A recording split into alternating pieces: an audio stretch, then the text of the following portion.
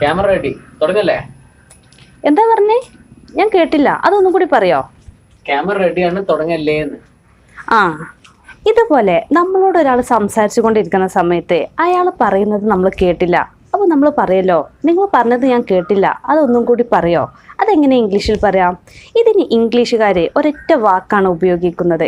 ഏതാണ് ആ വാക്ക് എന്നുള്ളതാണ് ഇന്നത്തെ വീഡിയോയിൽ നമ്മൾ പഠിക്കുന്നത്. Welcome to Henna's English. Peter എന്നു പേരുള്ള ഒരാൾ അദ്ദേഹത്തിൻ്റെ സുഹൃത്തായ ടോമിനോട് പറയാണ്, നീ ഇന്ന് വൈകിയല്ലോ. You are late today. നീ ഇന്ന് വൈകിയല്ലോ. അപ്പോൾ ടോം അത് ശരിക്ക് കേട്ടില്ല. പീറ്റർ പറയുന്നത് ടോം കേട്ടില്ല.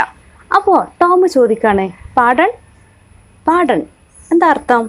നിങ്ങൾ പറഞ്ഞത് ഞാൻ കേട്ടില്ല, അതൊന്നും കൂടി പറയോ എന്നാണ് അതിൻ്റെ ഉദ്ദേശം.